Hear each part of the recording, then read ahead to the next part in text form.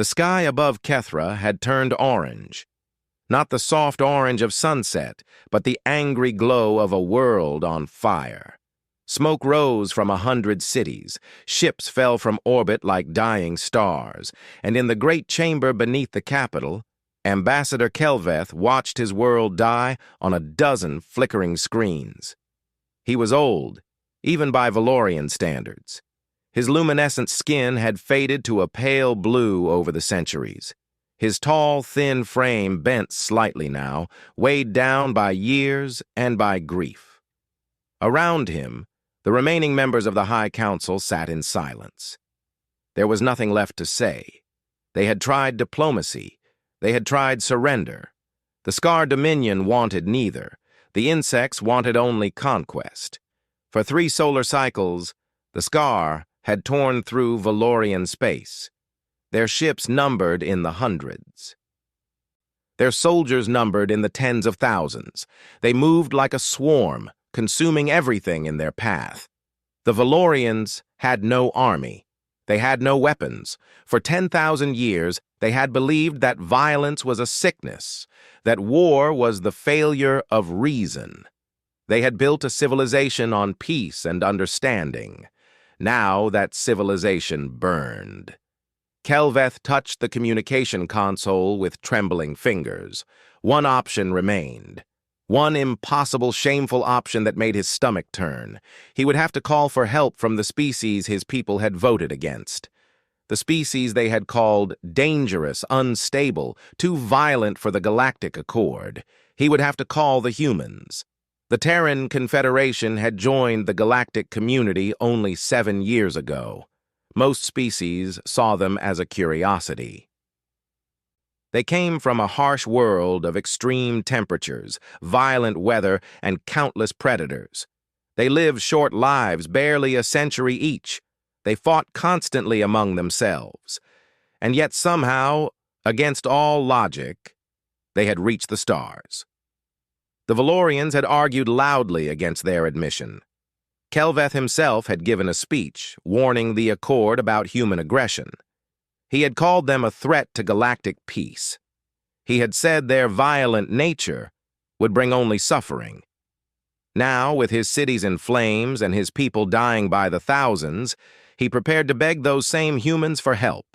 He entered the frequency for the emergency broadcast channel. His voice cracked as he spoke. "This is Ambassador Kelveth of the Valorian High Council. Our world is under attack by the Scar Dominion. Our defenses have fallen. Our people are dying. We request immediate assistance from any vessel within range. Please, we have nowhere else to turn." The message went out into the void. Kelveth sat back and waited. He expected nothing. The nearest Terran outpost was over 60 light-years away. Even if they wanted to help, they could never arrive in time. Then, 47 minutes later, a response came through. The voice was rough, tired, and unmistakably human. "This is Gunnery Sergeant Jake Reyes of the 4th Terran Marine Expeditionary Force aboard the USS Valor. We received your distress call. Hold your position. We're coming." Kelveth stared at the console in disbelief. "You cannot be serious. The Scar Fleet numbers over 200 warships. How many vessels do you have?" A pause. Then, "One. One ship? Against 200? Ambassador, I've got 400 Marines on this boat who haven't had a good fight in months. Trust me when I say that the Scar should be worried, not you. Just hold on. We'll be there in 18 hours. The transmission ended. Kelveth looked at the other council members. None of them could speak. One ship, 400 soldiers, against an armada that had crushed a dozen worlds. It was madness. It was suicide. It was the only hope they had. Aboard the USS Valor, Captain Amy Solis stood at the center of the bridge and studied the tactical display. The ship was an old Defender-class cruiser, built 40 years ago and patched together more times than anyone could count. Half the systems ran on backup power. The food synthesizers had been broken for 3 weeks. The crew had been living on emergency rations and caffeine. None of that mattered now. Solis was a small woman with sharp eyes and short gray hair. She had served in the Terran Navy for 31 years. She had fought pirates in the Outer Rim, put down rebellions on colony worlds, and survived 3 tours in the border wars. She had seen good soldiers die and bad leaders fail. She knew exactly what she was flying into. She also knew that she was going anyway. "All hands," she said into the shipwide comm. "This is the captain. In 18 hours we will arrive at the Valorian homeworld. The Scar Dominion has invaded. They have 200 warships and 40,000 ground troops. We have 1 cruiser and 400 Marines." She paused, letting that sink in. "I know the odds. I also know that there are millions of innocent people down there who called for help. They didn't call the politicians. They didn't call the diplomats. They called us, and we're going to answer." Down in the Marine barracks, Gunnery Sergeant Jake Reyes gathered his squad leaders around a battered metal table. He was a big man with a scarred face and hands that had seen too many fights. His eyes were calm, almost peaceful.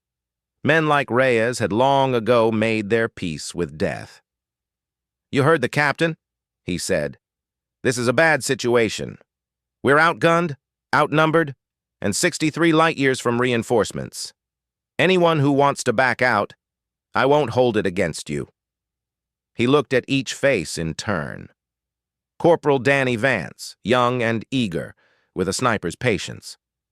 Lance Corporal Kim Ortega, small but fierce, the best close-quarters fighter in the battalion. Staff Sergeant Ben Holloway, built like a tank, with a voice that could shake walls. None of them moved. "Sergeant," Vance said with a grin, "are you trying to insult us?" Reyes allowed himself a small smile. "Just checking. All right, let's get to work. We've got 18 hours to plan the most ridiculous operation in Marine history. When we hit that planet, I want every single one of you ready to put the fear of Earth into those bugs." The Marines cheered. It was loud and wild and full of defiance. They knew they might die. They knew the odds were against them. But they also knew something that the Scar did not understand, something that no species in the galaxy had ever truly grasped. Humans did not fight because they expected to win. They fought because giving up was simply not an option.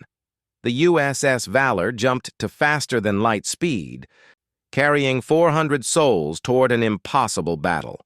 Behind them, the stars grew distant. Ahead, a burning world waited. And somewhere in the darkness, the Scar Dominion had no idea what was coming. The USS Valor dropped out of faster-than-light travel at the edge of the Kethra system. Alarms screamed across the bridge as sensors lit up with enemy contacts. The Scar fleet spread before them like a swarm of metal locusts. 200 warships, each one bristling with weapons, each one hungry for blood. Captain Solis stood at her command station and studied the display with cold eyes. She had expected this. She had planned for it. The Scar outnumbered her 200 to 1, but numbers were not everything. Sometimes the only thing that mattered was will. "Incoming transmission," her communications officer reported. "The Scar are hailing us." "Put it through." The view screen flickered. A Scar commander appeared, its insectoid face clicking and twitching. It spoke in broken galactic common, each word dripping with contempt. "Leave now, soft ones. This world belongs to the Dominion. You are small. You are few. You will die." Solis tilted her head slightly. "I appreciate the warning. Here's mine. You have exactly 1 chance to withdraw your forces and leave this system. Take it!" The Scar made a sound that might have been laughter. "Foolish creature. Your single ship cannot stand against us. We will tear you apart and feast on your—" Solis cut the transmission. She turned to her helm officer. "Full combat speed. Take us straight into their formation." The bridge went silent. Every officer stared at their captain. Straight into the formation meant flying directly at 200 enemy ships. It meant exposing themselves to fire from every direction. It was, by any reasonable measure, insane. "Captain?" the helm officer asked. "You heard me. Punch right through the middle. Maximum acceleration." The Valor's engines roared to life. The old cruiser surged forward, faster than it had moved in years. On the Scar ships, commanders watched in confusion. No species had ever charged a superior force. It had to be a mistake, a malfunction, some kind of error. It was not. The Valor opened fire. Railgun rounds tore through the void at impossible speeds. Missiles streamed from launch tubes in waves. The Scar formation, clustered tightly for communication, became a killing field. 3 destroyers exploded in the first 90 seconds. 2 more collided trying to evade. Debris scattered in all directions. Solus had done her homework. She had read every intelligence report on the Scar. She knew they communicated through pheromones, chemical signals that required close proximity. Their ships flew in tight groups because they had to. It was their strength and their weakness, and she had just turned that weakness into a grave. The Valor punched through the center of the formation, guns blazing. Scar ships scrambled to respond, but their coordination was broken. Some fired at the Valor, some fired at each other. The chaos spread like wildfire. "We're through!" the helm officer shouted. "Entering orbit of Kethra!" "All Marines to drop pods," Solus ordered. "Sergeant Reyes, you are go for planetary assault." Deep in the ship's belly, Jake Reyes climbed into his drop pod and strapped himself in. Around him, 400 Marines did the same. Each pod was a metal coffin, barely large enough for one person, designed for one purpose: to fall through atmosphere and deliver its passenger to the surface as fast as possible. "Listen up," Reyes said over the comm. "When we hit dirt, we move fast. Find the Valorian shelters, establish a perimeter, kill anything with more than 2 legs. Questions?" Silence. "Good. See you on the ground." The pods launched. Reyes felt the kick of acceleration, then the roar of atmospheric entry. Fire wrapped around the pod. The heat was incredible. Warning lights flashed. The pod shook so hard that his teeth rattled. Below, on the surface of Kethra, the Valorians watched in terror. They expected elegant shuttles, graceful spacecraft descending on cushions of light. Instead, they saw metal coffins screaming through the sky, wrapped in flame, falling like the fists of an angry god. The first pods slammed into the ground near the main shelter complex. Smoke and dust billowed upward. The Scar ground forces, thousands of insectoid warriors preparing for their final assault, turned toward the impact sites. They raised their weapons. They clicked their mandibles in hunger. Then the hatches blew open. Marines poured out of the smoke. Their armor was scorched black from re-entry. Their visors glowed red in the dust.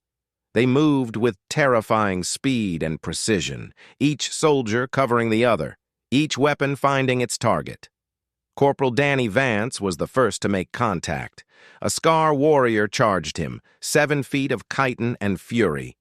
Its serrated forelimbs slashing at his face, Vance ducked under the blow, drove his combat knife into the creature's thorax, and pulled the trigger of his rifle in the same motion. The Scar fell. Vance kept moving. Behind him, Lance Corporal Kim Ortega took down 3 more in as many seconds. Her movements were fluid, almost graceful. She fired, dodged, fired again. A Scar tried to grab her from behind. She spun, broke its arm at the joint, and put 2 rounds through its skull.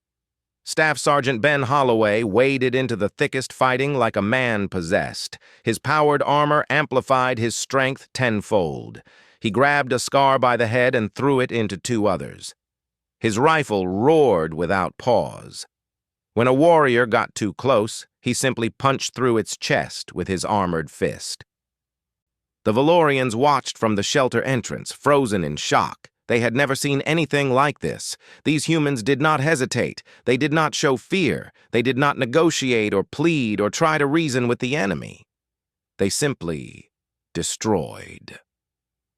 Within minutes, the Scar advance had stalled. Bodies littered the ground. The insects regrouped, pulling back to reassess this new threat. In their entire history of conquest, they had never encountered resistance like this. Sergeant Reyes reached the shelter entrance and nodded to the Valorian guards. Their luminescent skin flickered with confusion and something that might have been hope. "Gunnery Sergeant Jake Reyes, Terran Marines," he said. "Sorry we're late. Had some traffic on the way in." One of the guards struggled to speak. "You came. You actually came.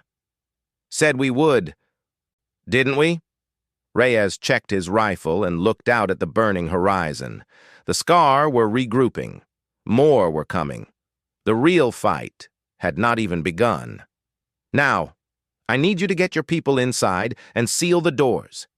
We're going to set up a perimeter." "But there are thousands of them. How can you possibly—" Reyes smiled. It was not a kind smile. "That's their problem, not ours. Now move. Things are about to get loud." He turned and walked back toward the smoke, where 400 Marines waited for the coming storm. Behind him, the Valorians finally understood something that the rest of the galaxy had failed to grasp. Humans were not soft. They were not weak. They were simply very, very good at one terrible thing, and they had come a long way to do it. Night fell over Kethra, but no one could sleep. The sky glowed red from distant fires. The ground shook with explosions, and around the main Valorian shelter, 400 Marines dug in for the longest fight of their lives. Sergeant Reyes stood on a broken wall and looked out at the darkness. His sensors showed movement everywhere. The Scar were massing for a major assault. Thousands of them, maybe tens of thousands, creeping through the ruins of the city. They moved in silence, communicating through chemical signals, coordinating without a sound. "Contact in 5 minutes, Corporal Vance reported from the eastern perimeter. "I count at least 3,000 on my side alone." "Same here," Staff Sergeant Holloway replied from the west. "Maybe 4,000. They're bringing heavy weapons this time." Reyes nodded to himself. 400 against 7,000. Maybe more. The math was simple. It was also irrelevant. "All units," he said into his comm, "hold your fire until they reach the 200-meter line. Make every shot count. We've got a long night ahead." The first wave hit at 2300 hours. They came in a black tide, thousands of chitinous bodies pouring through the streets. Their weapons fired bolts of superheated plasma.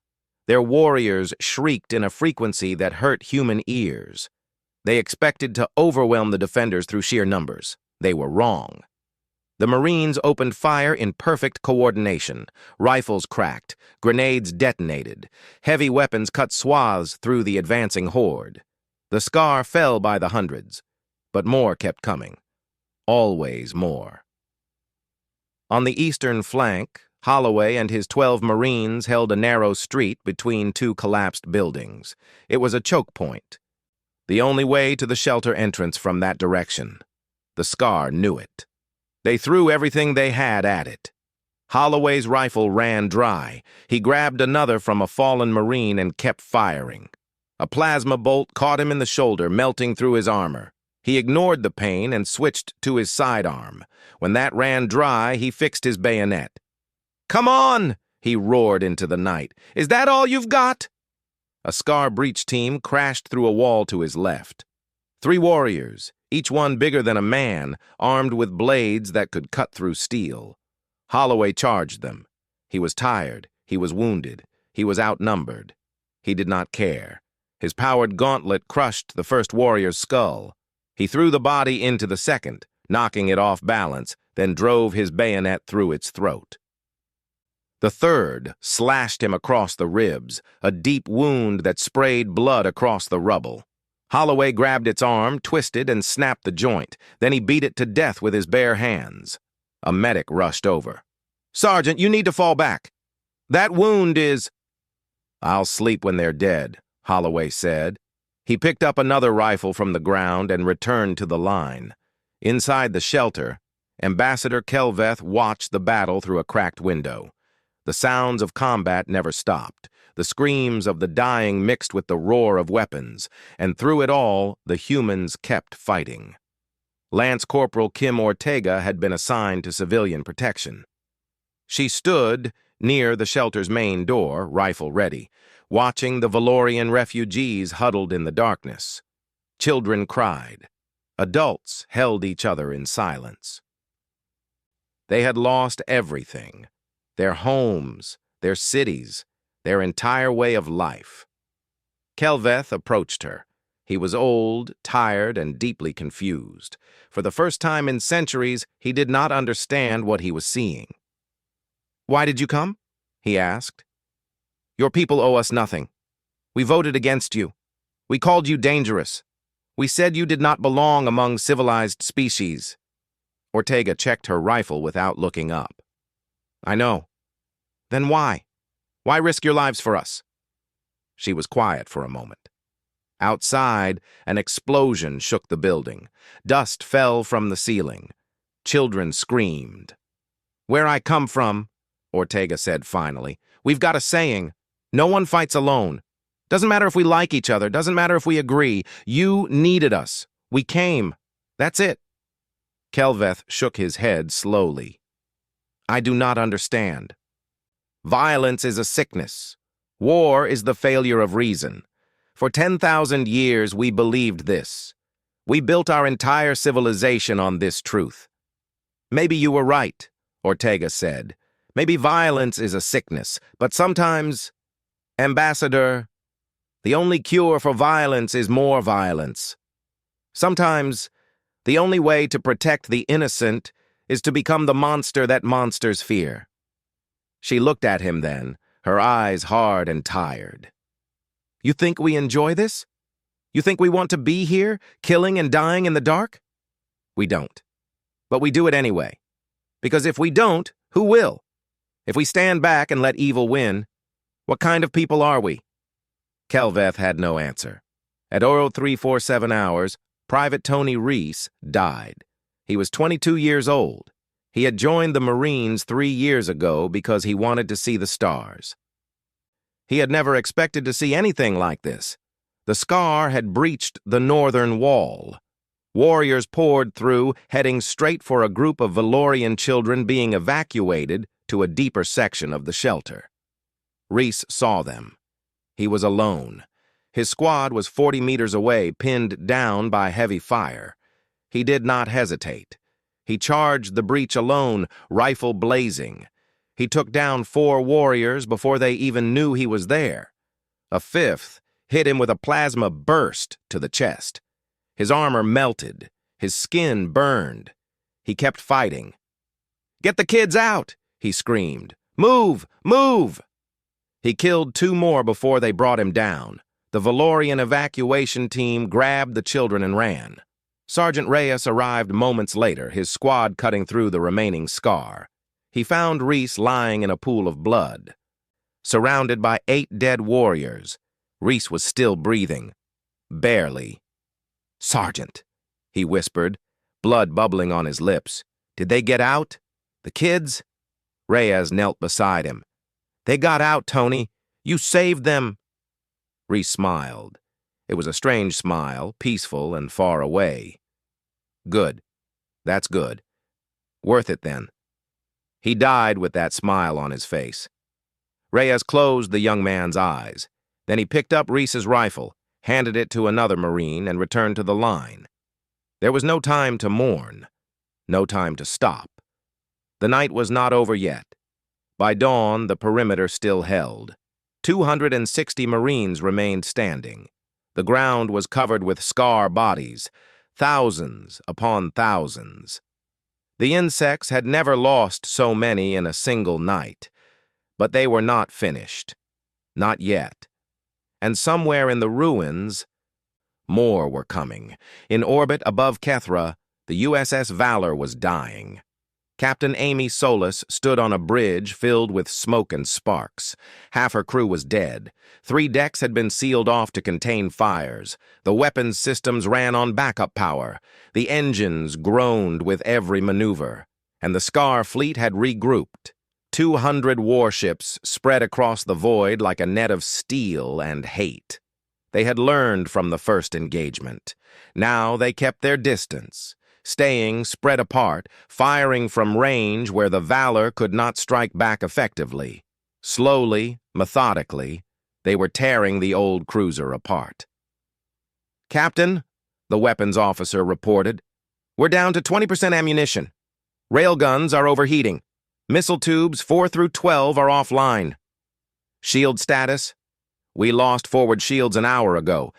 Port shields at 15%, starboard gone." Solis nodded slowly. The math was simple. In another hour, maybe 2, the Valor would be nothing but debris. And once the ship fell, the Scar would bombard the surface. Every Marine, every Valorian, gone. She stared at the tactical display, searching for something, anything, that could change the equation. Her eyes moved across the enemy formation, tracking patterns, looking for weakness. Then she saw it. At the center of the Scar fleet sat a massive carrier, 3 times the size of any other ship. It bristled with antennae and sensor arrays. Communication signals flowed to it constantly from every other vessel in the fleet. The command ship, the brain of the hive. Solis had studied Scar tactics. She knew their coordination came from central control. The hive mind required a relay point, a nexus that connected all the others. Take it out, and the fleet would fall into chaos. Each ship would act alone, confused, unable to coordinate. "Helm," she said quietly, "plot a course directly for that carrier." The helm officer stared at her. "Captain, that's in the center of their formation. We'd have to fly through 100 ships to reach it." "I know. We'll never survive." "I know that too." Solis turned to face her bridge crew. They were tired, wounded, covered in soot and blood. They had given everything. Now she was asking for more. "I won't order anyone to do this. If anyone wants to leave, the escape pods are still functional. No one will think less of you." No one moved. "We're with you, Captain," the helm officer said. "All the way." Solis allowed herself a small smile. "Then let's go kill that ship. All hands, this is the captain. Brace for final approach. It has been an honor serving with you." The Valor surged forward. The Scar fleet opened fire. Plasma bolts and missiles streaked through the void. The cruiser shook with impact after impact. Hull breaches spread across multiple decks. Crew members died at their stations. In engineering, Chief Donna Castillo fought to keep the engines alive. She was a short woman, with oil-stained hands and a vocabulary that could make sailors blush. She had kept this ship running for 15 years through sheer stubbornness. "Come on, you beautiful piece of junk," she muttered, rerouting power through damaged conduits. "Just a little longer. Hold together for me." An explosion ripped through the compartment next to hers. Fire alarms screamed. Her console sparked and died. She kicked it, and it flickered back to life. "That's right," she said. "You work for me, not the other way around." On the bridge, Solis watched the command carrier grow larger on the view screen. They were close now. So close. But the ship was falling apart around her. "Weapons," she called out. "Do we have anything left?" 6 missiles and 1 railgun, Captain. That's everything." 6 missiles, 1 gun, against a ship with shields that could stop 100. "Target their shield generators," Solis ordered. "We need to punch a hole." The Valor fired. The railgun rounds screamed through space, striking the carrier's shield array. The shields flickered, alarms wailed on the Scar ship. Now the missiles, all of them, full spread. 6 missiles launched. They flew true. slipping through the weakened shields, striking the carrier's hull in a line of fire and thunder. Explosions rippled across its surface. The communication arrays shattered. The antennae burned. The command carrier began to break apart.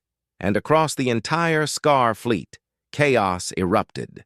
Ships that had been moving in perfect coordination suddenly veered off course. Some collided with each other. Others fired wildly, hitting friendly vessels.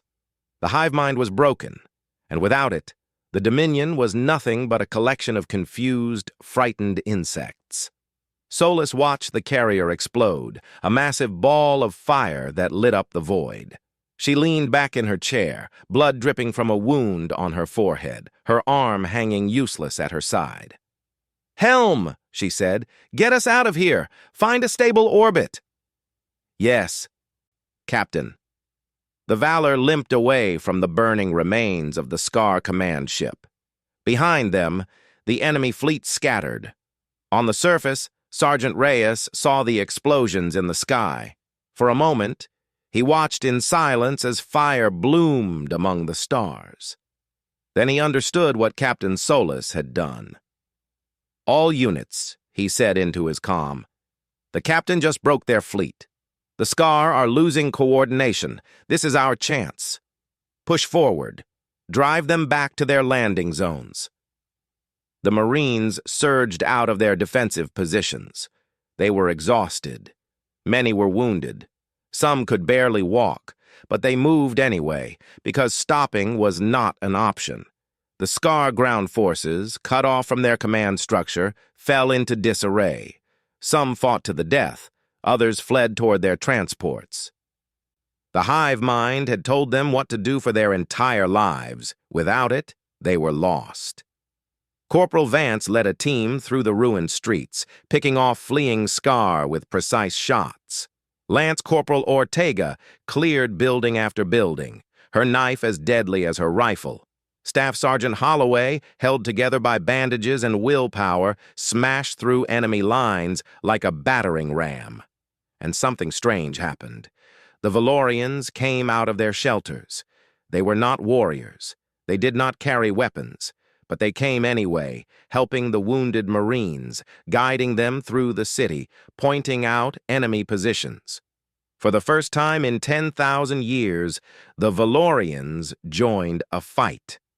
Not as killers, as helpers, as partners. By sunset, the last Scar transport lifted off, fleeing toward the edge of the system. The Dominion had suffered its first defeat in centuries. A single human cruiser and 400 Marines had done the impossible. Sergeant Reyes stood in the ruins of the capital and watched the transports disappear into the sky. He was tired beyond words. His body ached. His friends were dead. But they had won. Against all odds, against all reason, they had won. 3 days after the battle, the last Scar transport fled the Kethra system. The Dominion had lost over 30,000 warriors, 24 warships, and their central command vessel. For the first time in their long history of conquest, they had been driven back. Word spread across the galaxy faster than light itself. A single human cruiser. 400 Marines, against an armada that had crushed a dozen worlds. The numbers did not make sense. The outcome was impossible. And yet, it had happened. On the surface of Kethra, the survivors gathered in the ruins of the capital square. The Valorians had cleared away the debris as best they could. They had planted flowers among the rubble, small purple blooms that glowed softly in the morning light. It was their way of honoring the dead. Of the 400 Marines who had landed, 118 remained standing. The rest lay in rows near the shelter complex, covered in white sheets, waiting to be taken home. Their rifles stood upright in the dirt beside them, helmets resting on the stocks. It was an old tradition, one that dated back to wars on Earth that no one remembered anymore. Captain Amy Solus, limped down from the last shuttle that could still fly. Her arm was in a sling. Bandages covered half her face, but she walked on her own, refusing help, because that was what captains did. Behind her, the surviving crew of the USS Valor followed in silence. The Valor itself hung in orbit, barely functional. Emergency repairs had sealed the worst breaches, but the ship would need months in a proper dock before it could fight again. Chief Donna Castillo had performed miracles to keep it alive this long. Ambassador Kelveth waited at the center of the square. He looked older than he had 3 days ago. The weight of what had happened, what his people had witnessed, showed in every line of his face. Marines and Valorians stood together in the square. It was strange to see them side by side, the tall, luminescent aliens with their thin bodies and peaceful eyes, the shorter, heavier humans with their scarred faces and tired stares. Two species that could not have been more different, and yet, here they were. Kelveth stepped forward to speak. He had spent hours trying to find the right words. In the end, he had given up on eloquence and settled for truth. "We thought you were savages," he said, his voice carrying across the silent square. "We thought your violence was a flaw, a defect in your evolution. We believed that any species so comfortable with war must be broken. We were wrong." He paused, looking at the rows of white sheets, the rifles standing like grave markers. "You do not fight because you enjoy it. You do not kill because it brings you pleasure. You fight because you refuse to abandon those who need you. You fight because surrender is not in your nature, and when you fall standing, facing the enemy, protecting the innocent." His voice cracked. He steadied himself and continued. "We called for help, expecting nothing. Our shields had fallen. Our people were dying. We had nowhere else to turn, and you came, out of the smoke, out of the fire, out of the impossible dark. One ship against 200, 400 warriors against 40,000, and you won." He turned to Captain Solis. "How do I thank you for this? How do I repay a debt that can never be measured?" Solis met his eyes. "You don't. That's not why we came." "Then why? Why did you come?" Sergeant Reyes answered. He stepped forward, his uniform torn and stained with blood that was not all his own. His eyes were hollow with exhaustion, but his voice was steady. "Because you asked," he said simply, "because you needed help, and we were close enough to hear.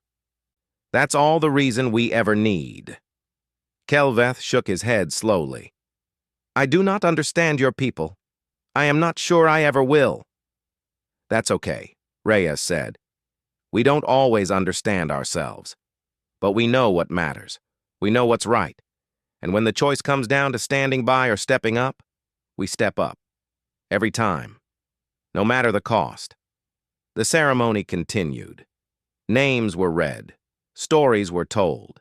Private Tony Reese, who died saving children he had never met. The countless others who gave everything so that strangers might live. Afterward, as the crowd dispersed, Corporal Danny Vance found Reyes standing alone near the rows of fallen Marines. The young sniper's face was drawn, older than his years. "Sergeant," he said, "can I ask you something?" "Go ahead." "Why did we do it? Really? These people didn't even want us in the Accord. They called us dangerous. They said we didn't belong, and we came anyway. We died for them anyway. I want to understand." Reyes was quiet for a long moment. He looked at the white sheets, the silent rows, the rifles standing guard over the dead. "Because that's what Marines do," he said finally. "We're the ones who show up when everyone else says it's impossible. We're the ones who hold the line when there's no one else left. And we don't do it for thanks. We don't do it for glory. We do it because if we don't, who will?" He turned to face Vance. "Someday, kid, Earth might need help. Someday we might be the ones calling into the void, hoping someone answers. And when that day comes, I want there to be someone out there who remembers what we did here. Someone who knows that humans don't abandon their friends. Someone who will show up for us the way we showed up for them. Vance nodded slowly. It made sense, in a strange way. Not politics, not profit, not power. Just the simple belief that good people help each other, even when it hurts, even when it costs everything. The USS Valor limped away from Kethra 2 days later. Its hull was patched with emergency sealant. Its engines coughed and sputtered. Its crew was exhausted beyond measure, but they were going home. Captain Solis stood on the bridge and watched the stars stretch out before them. Somewhere ahead, across 63 light-years of empty space, Earth waited. Behind them, a world still burned, but it would survive. It would rebuild, and it would never forget. Lance Corporal Ortega joined her at the viewport. "Captain, what do you think happens now?" Solis considered the question. Now the galaxy knows what humans are capable of. They've seen what we do when innocent people call for help. Some of them will be afraid. Some of them will be grateful. And some of them will start to understand that we're not the monsters they thought we were. And us? What happens to us? Solis smiled. It was a tired smile, but genuine. We go home. We rest. We heal. And then we get ready for the next fight. Because there's always a next fight. And we'll always be there to answer it. The Valor jumped to faster than light, carrying its crew toward home. Behind them, the stars held their silence. The void was vast and cold and full of unknown dangers. But aboard that battered ship, no one was afraid. They were Terran Marines. They had already proven what that meant.